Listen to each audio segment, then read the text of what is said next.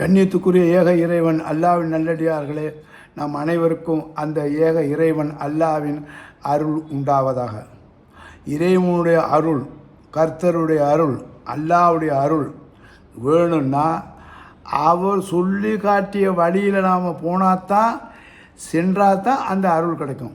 ஆனால் அந்த அருள் கிடைக்குமா கிடைக்காதா, அருள் உண்மையா பொய்யா என்பது அவருடைய வேதத்தை, இறைவனுடைய வேதத்தை சிந்தித்து பார்க்க சொல்கிறான். இறைவனுடைய தூதர்களை சிந்திக்க சொல்கிறான். அதே மாதிரி இந்த இறப்புக்கு பிறகு இன்னொரு வாழ்க்கை இருக்குது, மறுமை வாழ்க்கை. அந்த வாழ்க்கையை சிந்திக்க சொல்கிறான். இப்படி சிந்தித்து உங்களை சீர்படுத்தி கொள்ளுங்கள், சீர்திருத்தி கொள்ளுங்கிறான். அதுக்கு ஒரு உதாரணம் சொல்லும் போது 98வது அத்தியாயம் குரானில் 98வது அத்தியாயத்தில் அல் பையினா, தெளிவானது, அல் அது தெளிவானது. எது தெளிவானது? அல் எது தெளிவானது? அல்லாஹ் சொன்ன வார்த்தைகள் தெளிவானது, அல்லாவால் அறிமுகப்படுத்தப்பட்ட தூதர்கள் தெளிவானவர்கள், அல்லாஹ்வுடைய அந்த டே ஆஃப் ஜட்ஜ்மெண்ட்டு தெளிவானது. இவைகள் தெளிவானதா தெளிவு இல்லதா என்பது தெளிவான அறிவை கொண்டு நீ புரிஞ்சு கொள்ளுங்களாம். நமக்கு அறிவை கொடுத்ததுன்னா நன்மையும் தீமையும் பிரித்து அறிவு கொடுது. ஃபுர்கான் நன்மையும் தீமையும் விளக்கக்கூடியது. அப்போ இந்த குரானையும் சொல்கிறான், தெளிவான வழியை நான் காட்டுகிறேன், அந்த தெளிவான வழி சரியான வழியா இல்லையா என்பது நீ புரிந்து கொள் அப்படின்னு சொல்லி இறைவன் இந்த வசனத்தை எப்படி ஆரம்பிக்கிறான்னா, பிஸ்மில்லாஹிர் ரஹ்மானிர் ரஹீம், அலம் லம் லம் யகுல்லதீன கஃபரு மின் அஹ்ல் கிதாபில் வல் முஸ்ரிகீன முன் ஃபக்கீன ஹத்தா எய்துமுல் பையினா.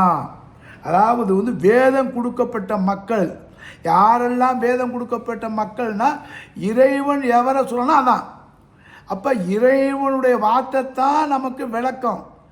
இறைவனுடைய ஒரு வார்த்தைக்கு இறைவனுடைய அடுத்த வார்த்தை விளக்கமாகும். குரானுக்கு குரான் தான் விளக்கம். அல்லாஹ்வுடைய தூதர் முஹம்மது நபி ஸல்லல்லாஹு அலைஹி வஸல்லம் சொன்னாங்க, குரானுக்கு குரான் தான் விளக்கம். அதாவது அல்லாஹ்வுடைய வார்த்தைக்கு அல்லாஹ்வுடைய வார்த்தை தான் விளக்கமாக அமையும். மற்றவங்க வார்த்தைனா விளக்கமாக ஒருபோதும் அமையாது. இதை நல்லா தெளிவாக ஆக்கிக்கணும். இந்த தெளிவை தான் பையினா, தெளிவுங்கிறான். தெளிவான வார்த்தைகள், தெளிவான சட்டத்திட்டங்கள்ங்கிறான். அப்போ இந்த தெளிவானதை சொல்லும் போது இந்த கித்தாபுல் அகலல் கித்தாபு, கித்தாபுடையவர் யார்? அப்போ அந்த கித்தாபுடையவரை கூப்பிட்டு தான் நமக்கு சொல்கிறான். அப்போ அந்த கித்தாபுடையவரில் நாம் ஒரு ஆள். அப்போ கித்தாபுடையவர் யாருங்கும் போது தெளிவாக சொல்கிறான். 22:17 ஹஜ்ஜுடைய அத்தியாயம் 22வது அத்தியாயத்தில் 17வது வசனம், 5வது மாய்தால 5வது 69வது வசனம், 2வது அல் பக்கரால 62வது வசனம், 2ல் 62, 5ல் 69, 22ல் 17. இது எல்லாத்துலேயும் யார் அகலல் கித்தாபுங்கிறான்? வேதத்துடையவர்கள். எல்லாருமே வேதத்துடையவர்கள் தான். இறைவனை மறுப்பவங்க கூட அவனும் அந்த வேதத்தில் தான் இருக்கான். ஆனால் அந்த வேதத்தை அவன் புறக்கணிக்கிறான், படிக்க மாட்டேங்கிறான். எல்லா புக்கையும் படிக்கிறான், இந்த வேதத்தை படிக்க மாட்டேங்கிறான். சப்போஸ் இந்த குரானை படிக்க மாட்டேறான், இந்த குரானை சிந்திக்க மாட்டான். அவனை பார்த்தா இறைவங்கிறான், அப்பா எத்தமிழ் குரான், இந்த குரானை நீ சிந்திக்க வேண்டாமா? இது தெளிவு இருக்கா இல்லையா? உனக்கு சரியான பாயிண்ட் கொடுக்குமா கொடுக்காதான்னு நீ தெளிவுபடுத்தலையே, ஏன் படுத்தலை, ஏன் நீ ஆராயில? உன் இதயம் உன் உள்ளம் பூட்டா போடப்பட்டிருக்குதுன்னு கேட்குறான். இப்போ இந்த இடத்துல அல்லாஹ் சுப்ஹானஹு வேதம் கொடுக்கப்பட்ட மக்கள்ங்கிறான். அப்போ அந்த வேதம் கொடுக்கப்பட்ட மக்களை பற்றி தான் சொல்லும் போது அலம் யகுல், நீ பார்க்கவில்லையா? எக்கூன, அவர்கள் எப்படி இருந்தார் என்று நீ பார்க்கணும்னா, அல்லதீன, அவர் யார்? வேதம் கொடுக்கப்பட்டவர். அந்த வேதம் கொடுக்கப்பட்டுள்ள முஷ்ரிக்கின்னு இருக்கிறான். அப்போ வேதம் கொடுக்கப்பட்ட முஷ்ரிக்கின்னு இருக்கிறான், வேதம் கொடுக்கப்பட்டு இருக்கிறான். அப்போ இவர்களுடைய நிலைமையை நீ பார்க்கவில்லையா? எப்படி நிலைமை இருக்கும்? இங்கேயும் என்ன நிலைமை, அங்கே என்ன நிலைமை? நல்லா கவனிங்க. வேதம் கொடுக்கப்பட்ட நிலைமையை நீ பார்க்கவில்லையா? லம் யக்கூனல்லதீன, அவர்கள் ஆகியிருந்தார்கள். அவருடைய நிலை இங்கே பார்க்கணும், மறுமையிலையும் பார்க்கணும். ஆஃப்டர் டெத்துக்கு பிறகு ஒரு வாழ்க்கை இருக்குது, அந்த இதுலேயே நீ பார்க்கணும். லம் யக்கூனல்லதீன, நீ பார்க்கவில்லையா? நீ சிந்திக்க வேணாமா? நீ அறிய வேணாமா? அப்படிங்கிறான். அப்போ சொல்லிட்டு வேதம் கொடுக்கப்பட்ட மக்கள் யார் யாருங்கிறத இத்தனை அத்தியாயத்தில் சொல்லிட்டான். அதில் சொல்லும்போது ஈமான் கொண்டவர்கள், நம்பிக்கையாளர்கள், யூதர்கள், மஜூசிகள், சாபியன்கள், முஷ்ரிக்கீன்கள். அப்போ இந்த சொல்லும் போது 22ல் 17, 5ல் 69, 2ல் 69, 62 சொல்லும் போது ஈமான் கொண்டவர்கள், யகூதிகள், நசராக்கள், மஜூசிகள், முஸ்லிக்கின்கள், ஷாப்பியன்கள், இந்த 5 பேர் சொல்லிட்டான். இந்த 5 பேர் தான் இன்றைக்கி இருக்கோம். ஒவ்வொரு இறை தூதுற டைம்லேயும் இந்த 5 பேர் பிரிகிறாங்க. வேதம் கொடுக்கப்படும் தான் பிரிகிறாங்க. வேதத்தையும் வேத தூதுரையும் ஏற்றுக்குவாங்க. அவங்க ஏற்றுக்கொண்டு அல்லாஹ் பேர் வச்சது முஸ்லீம். இப்ராஹிம் நபியுடைய வழிபாட்டை ஏற்றுக்கொண்டது முஸ்லீம். மூசாவுடைய வழிபாட்டத்தில் ஏற்றுக்கொண்டவர்கள் முஸ்லீம். ஈசா நபி கொடுத்த இஞ்சிலுடைய வேதத்தையும் தௌராத்து வேதத்தையும் யார் ஏற்றுக்கொண்டோ முஸ்லீம். யாரெல்லாம் முஹம்மது நபிக்கு இந்த கொடுக்கப்பட்ட குரானை படித்து ஏற்றுக்கொண்டால் அவர்கள் முஸ்லீம். அப்போ முஸ்லீம்னா என்னென்னா ஏற்றுக்கொண்டவர்கள், படித்தவர்கள், படித்து பார்த்து அதை பொருந்தி கொண்டவர்கள், அந்த வார்த்தையில் சமாதானமானவர்கள், அதில் உடன்பட்டவர்கள், இவர் பேர் தான் முஸ்லீம். சம்மாக்குல் முஸ்லீம். அல்லாஹ் தான் நமக்கு பேர் வச்சான். இறை தூதருக்கு சொல்லி அந்த தூதரை ஏற்றுக்கொண்டவர்கள் முஸ்லீம் என்று அல்லாஹ் பேர் வச்சான். இப்போ இந்த மக்களை பார்த்து நம்ம சொல்கிறோம், இந்த மக்களுடைய நிலைமை எப்படி இருக்குது அப்படின்னு சொல்லும் போது ஒவ்வொரு டைமும் சொல்ல பாருங்கள்.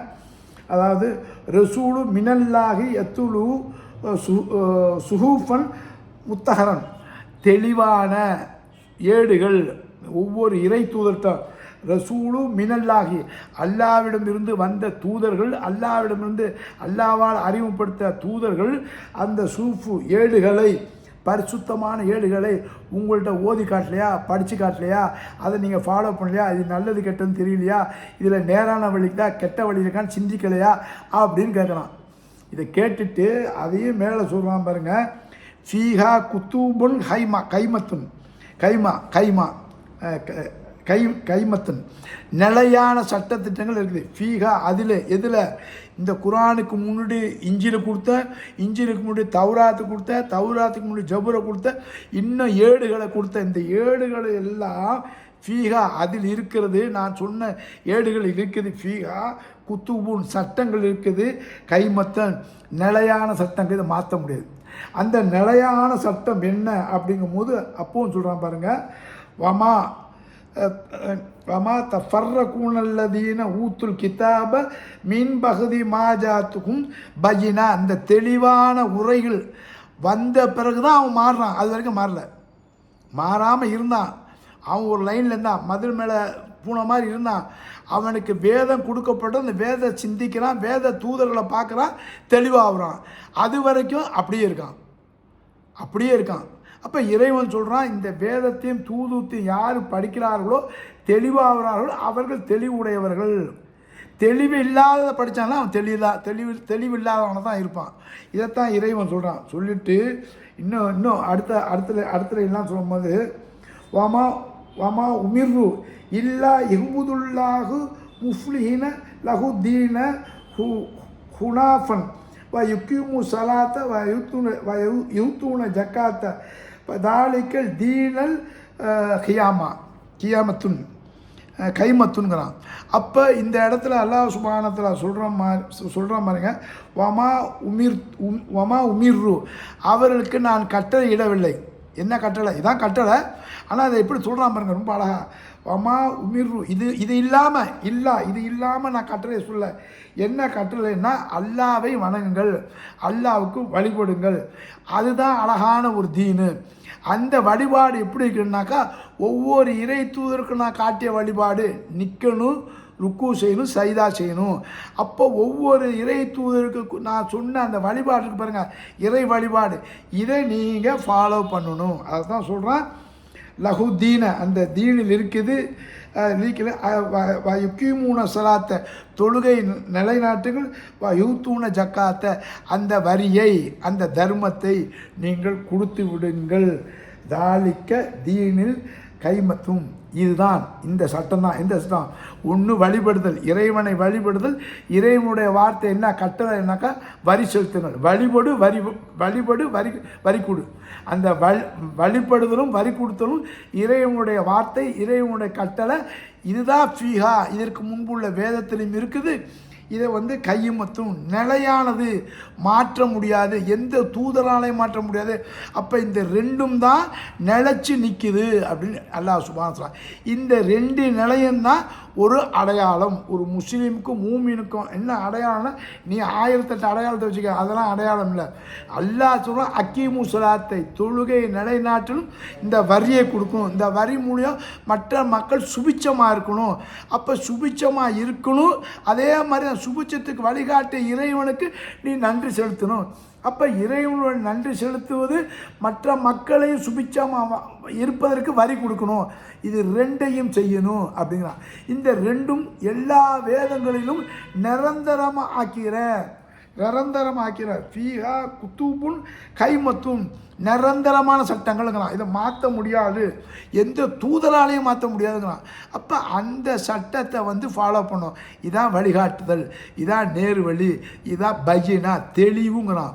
அப்போ தெளிவுங்கிறது ஒவ்வொரு வேதத்திலையும் ஒவ்வொரு தூதர்கிட்டையும் சொன்னது ஒன்று தான், வித்தியாசமெல்லாம் சொல்லலை அப்படிங்கிறான்.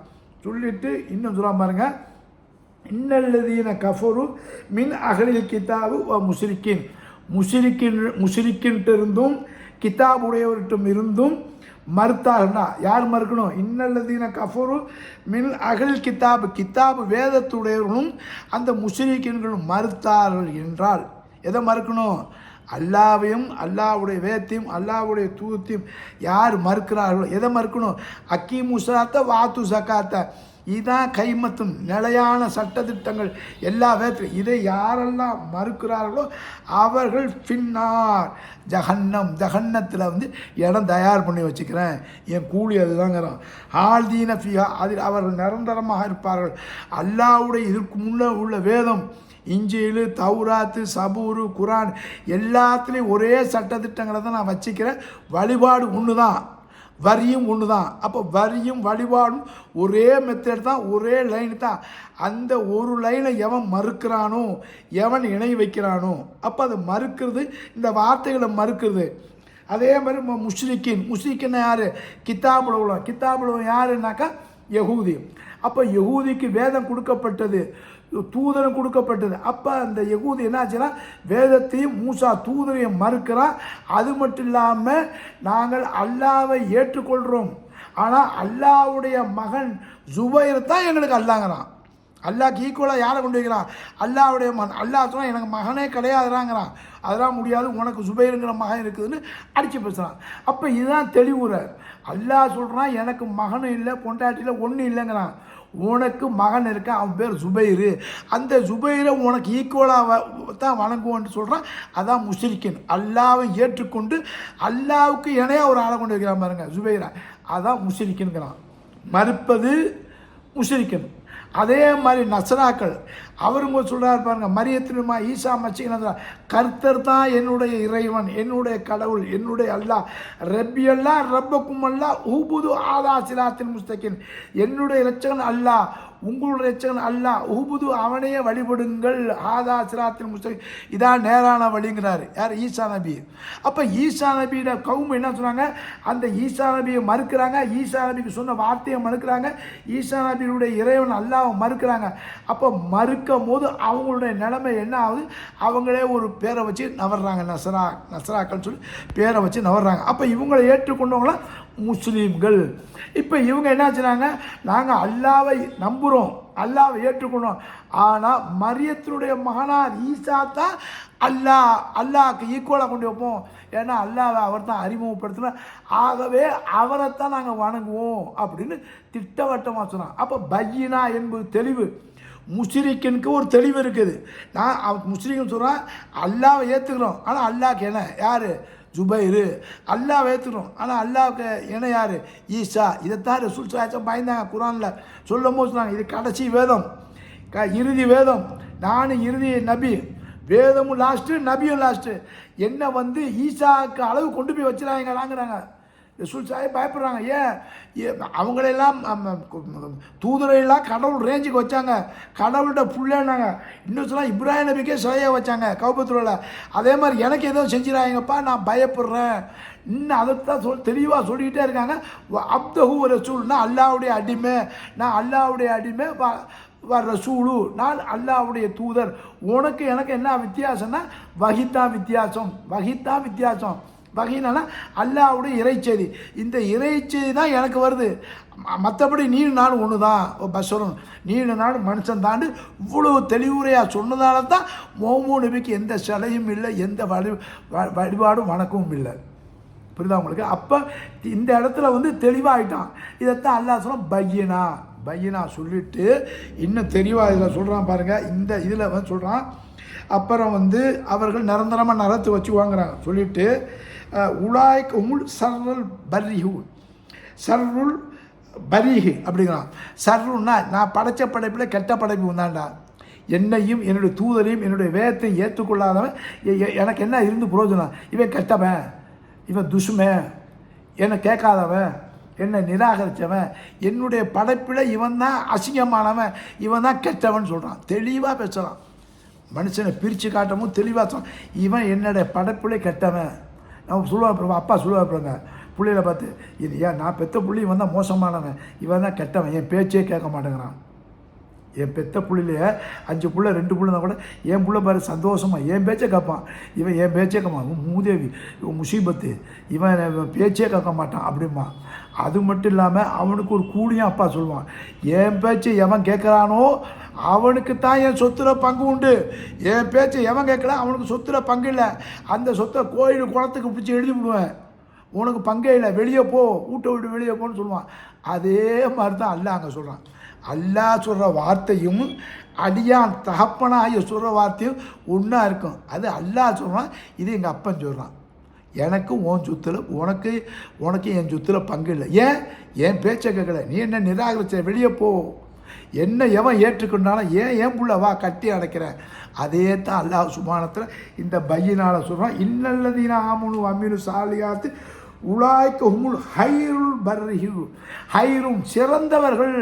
என் புள்ள அவர் வாப்பா சொல்கிற மாதிரி சொல்லுவான், என்னுடைய அடியான் ஹைர், நான் படைத்த படைப்பில் சிறந்த படைப்பு, நல்ல பிள்ளைங்க, நல்ல படைப்புங்கிறான்.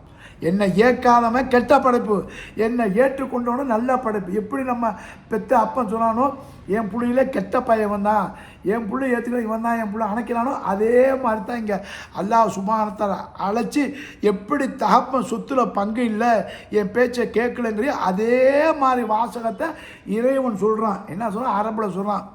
அப்போ அரபில் சொல்கிறது மட்டும் இல்லை, இந்த வார்த்தை இதுக்கு முன்னாடி உள்ள கித்தாபில் ரெக்கார்ட் ஆக்குது. அப்போ அந்த கித்தாபில் இருக்கான்னா எந்த இறை தூதர் எந்த மொழி கொண்ட மக்களுக்கு இருந்தார்களோ அந்த மொழியில் தான் அவங்க பேசியிருப்பாங்க. இப்போ நம்ம அப்பா தமிழில் பேசினாருனாங்க, அவர் அப்பா எந்த மொழியில் பேசினா அந்த மொழி. அதே மாதிரி தான் இறைவன் சொன்னால், இதுக்கு முன் உள்ள வேதத்தில் இதே தான் நான் சொல்கிறேன், இதே தான் சொல்லியிருக்கேன், இதைத்தான் நீங்கள் சீர்தூக்கி பாருங்கள் அப்படிங்கிறான். அப்போ சொல்லும் போது அல்லாஹ் சொன்னால், என்னுடைய கூலி ஜஸாக்கும் இந்த ரப்பிக்கும் ஜன்னாத்தும் அதில் தஜீதில் மின தகுத்திகள் அன்ஹாரு ஹாலிதீன ஃபிஹா அபதா, அவர்கள் நிரந்தரமாக இருக்கு. இது அஜ்ரன், என்னுடைய கூலி, அது சொர்க்கம். அந்த சொர்க்கம் சோழ மாதிரி இருக்கும், 6 ஓடும், அதில் அவன் நிரந்தரமாக இருப்பான், வெளியே வரவே மாட்டான், வெளியே வரவும் முடியாதுல்ல, வெளியே வரத்துக்கு அவனுக்கு மனசு வராது. அப்போ என் பேச்சை கேட்டவன், என் வழியை நடத்தினவன், என் படைப்புலையே என் பேச்சை கேட்டு என் வழியை நடத்த என் படைப்புலையே சிறந்த படைப்பு, என் பேச்சையும் தூதரையும் வேதத்தையும் மறுமையை நம்பாதவன் என் படைப்புலையே கெட்ட படைப்பு அப்படின்னு எல்லாம் தெளிவாக சொல்லிட்டான். இதுதான் பையினா என்பது இங்கே மட்டும் இல்லை, மறுமையில் பொருந்தி கொண்டார்கள். இதை ஏற்றுக்கொண்டவனுக்கு என்ன சொர்க்கம், ஏற்றுக்கொள்ளாதவங்க நரகம். அதைத்தான் அவன் பொருந்துறான். அப்போ அல்லாவை பொருந்தி கொண்டால், அல்லாவை லவ் பண்ணால், அல்லாவின் பக்கம் சாய்ந்தால் அவனுக்கு சொர்க்கம் இருக்கும். இங்கே பொருந்துனா அங்கே அதை பொருந்தி கொண்டான் சொர்க்கத்தை, இங்கே அவன் பொருந்தலை, அங்கே அவன் அதை பொருந்தி கொண்டான் நரகத்தை. அப்போ நரகம் சொர்க்கம் என்ற கூலி அஜ்ரன் கொடுக்குறான், அவன் செயலுக்கு தக்க கொடுக்குறான். இதைத்தான் பொருந்தி கொண்டார்கள். அப்படி பொருந்தி கொண்டவர்களை பார்த்து, அந்த நல்ல மனிதர்களை பார்த்து சாலையான அமுல் செய்து இறைவனை ஏற்றுக்கொண்ட, இறை தூதரை ஏற்றுக்கொண்ட, இறை வேதத்தை ஏற்றுக்கொண்ட மறுமையை நம்பக்கூடிய மக்களை சொல்கிறான் அல்லாஹ் சுப்ஹானஹு வ தஆலா. ரலியல்லாஹு அன்ஹு, அவர்களை நான் பொருந்தி கொண்டேன். இவங்க சஹாபாக்கெல்லாம் சொல்லுவாங்க, இருக்கட்டும் ஒரு பக்கம். ஆனால் ரலியல்லாஹு அன்ஹு இதுக்கு முன்னாடி உள்ள வேதத்தில் இருக்குது. ரலியல்லாஹு அன்ஹு அவர்களை நான் பொருந்தி கொண்டேன். ஏன் பொருந்தினா வரலு அணுகு அவர்கள் என்னை புரிந்து கொண்டார்கள், என்னுடைய வசனத்தை ஏற்றுக்கொண்டார்கள், ஆகவே அவர்களை நான் புரிந்து கொண்டேன், அவர்களை அணைத்து கொண்டேன். அவர்கள் என்னை விரும்பினார்கள், அவர்களை நான் விரும்பினேன். அவர்களுக்கு கண் இருக்க காது இருக்க என்னுடைய வார்த்தையை கேட்டார்கள் பார்த்தார்கள், ஆகவே என்னுடைய கண்ணும் காதும் அவர்களை பார்க்கிறது கேட்கிறது. யாரெல்லாம் கண்டிருந்தும் காதிருந்தும் செவுடர்களாக இருந்தார்களோ அதே போல் மறுமையில் மூத்துக்கு பிறகு மறு வாழ்க்கை டைமில் நரகத்தில் இருப்பான். அவனை நான் பார்க்கவும் மாட்டேன் கேட்கவும் மாட்டேன். அவன் கண்டிருந்தும் குருடனாக இருந்தான், காதிருந்து செவுடான், அதே மெத்தடில் சொன்னான், நான் பார்க்க மாட்டேன், நான் பார்க்க மாட்டேன் கேட்க மாட்டேன், என் வார்த்தை இங்கே கேட்கல. அப்போ அங்கே பொருந்தி கொண்டான். அதை தான் சொன்னான், அலம் பார்க்கவில்லையா, லம் யக்கூனல்லதி கஃபரு, அந்த நிராகரிப்பு நிலைமையை நீங்கள் பார்க்கவில்லையா, இங்கே பார்க்கலையா அங்கே பார்க்கலையா அப்படின்னு அல்லாஹ் சுப்ஹானஹு இந்த இடத்துல சொல்லிவிட்டு கடைசியாக இறைவன் முடிக்கிறது வந்து எப்படி முடிக்கிறான்னா, தாலிக்கு இதான் சட்டம், இதான் தீர்வு, இதான் இப்படி தான் அப்படிங்கிற தாலிக்க லிமன் ஹசீரல் ரப்பஹு, யாரெல்லாம் இறைவனை விசுவாசித்து இறைவனுக்கு பயந்து நடந்தார்களோ அவர்களுக்கு தான் கிடைக்கும், வேறு யாரும் கிடைக்காது. உண்மையிலே பெத்த அப்பனுக்கு எவன் பயந்து நடக்கிறானோ அவன் அப்பன் பிள்ளைக்கு விசுவாசமாக இருப்பான். அப்போ புள்ள விசுவாசமாக இருந்தால் அப்பனும் விசுவாசமாக இருப்பான். என்றைக்கு புள்ள அப்பனை எதுக்குறது, அப்பனை உதாசீனப்படுத்துறதுல அப்பனை அவனை உதாசீனப்படுப்பான். அதே மாதிரி தான் சொன்னான், தாலிக்கு இதான் சட்டம், இப்படி தான் இருக்குது நிலைமை, இதுதான் உண்மை. அப்போ தாலிக்கல் இதான் உண்மை. லிமன் ஒவ்வொருத்தரும் லிமன் ஹசிய ரப்பஹு, தன் இரட்சகனும் எவன் பயப்படுகிறானோ, பயனா உண்மையான சத்தியத்தை உணர்ந்து பயப்படுறது, சத்தியத்தை உணர்ந்து அதுபடி நடப்பது. இதைத்தான் அல்லாஹ் சுப்ஹானஹு தஆலா தெளிவாக சொல்கிறான். இவனும் சொல்லிட்டு சொல்கிறான், டே மனிதா, உன்னால் முடிஞ்ச அளவுக்கு நல்லது செய். நீ என் மேலே ஈமா கொண்டுட்ட, என்னுடைய தூதரை ஏற்றுக்கிட்ட, என் வேதத்தை எடுத்துக்கிட்ட, உன்னால் முடிந்த வரை நீ செயல்படு. ஒவ்வொரு மனித சமூகத்தை வாழ வை. எதை கொண்டு? ஜக்காத்தை கொண்டு. ஜக்காத்துங்கிறது சூப்பர் டாப்பிங்க, சூப்பர் வார்த்தை, சும்மா நம்ம தெரியாமல் பேசுகிறோம். வழிபடுதல் என்பது சூப்பரு. அந்த வழிபடுதலுக்கு எத்தனை பேர் வியாக்கியானம் கொடுத்தாலும் இந்த வழிபடுதல் ஜக்காத்து இந்த ரெண்டும் வந்து ஒரு காயின் மாதிரியா. இந்த யார் ரெண்டையும் விட்டார்களோ அவர்கள் நட்டவாளி. அவர்கள் நோம்புக்கு தனி இது, ஹஜ்ஜுக்கு தனி நன்மை. ஆனால் பனிஷ்மெண்ட்டை பற்றி அல்லாஹ் சொல்ல, நோம்பு பிடிக்கலனா பனிஷ்மெண்ட்டு, ஹஜ்ஜு பிடிக்கலனா பனிஷ்மெண்ட்டு, அப்படி அதில் பனிஷ்மெண்ட்டுக்கு உத்தரவாதம் சொல்லி அந்த பனிஷ்மெண்ட்டுடைய பேரை சொல்லலாம். சஹர் என்ற நரகம் உனக்கு உண்டு, யாரெல்லாம் என்னை வணங்கவில்லையோ நான் சொன்ன அந்த வரியை உனக்கு கொடுத்த அந்த ரசக்கில் உனக்கு கொடுத்த பணத்தில் செலவு செய்யலையோ நீங்கள் இரு நட்டவாளிகள். இன்னும் எனக்கு வழிபடுனா என் வார்த்தைப்படி நடக்கலை, நான் சொன்னபடி செய்யலை. அப்போ வழிபடுதல் என்பது வந்து எல்லா இறை தூதருக்கும் வழிபடுதல் வந்து நிற்பது, ருக்கு சைதா செய்வது பேட்டர்ன். அது முடிஞ்சவுடனே இறைவன்கிட்ட பிரார்த்தனை பண்ணுறது. அதே மாதிரி தான் வரி. இந்த வரியை கொண்டு தான் மற்ற மக்கள் சுபிச்சமாக இருப்பாங்க. அந்த வரி கொடுக்கலன்னா சுபிச்சம் குறைஞ்சிரும். ஆகத்தான் இந்த ரெண்டையும் இறைவன் சொல்கிறான், இந்த ரெண்டையும் நீ உஷாராயிரி, இந்த ரெண்டையும் நிலைநாட்டு. அப்படி நிலைநாட்டினா அல்லாஹ் ரலியல்லாஹு அன்ஹு, அல்லாஹ் உன்னை பொருந்தி கொள்வான். வரலு அன்ஹு, நீ எப்படி பொருந்துவியோ அதே மாதிரி அல்லாஹ் சுப்ஹானஹு தஆலா பொருந்தி கொள்வான் என்று கூறுகிறான்.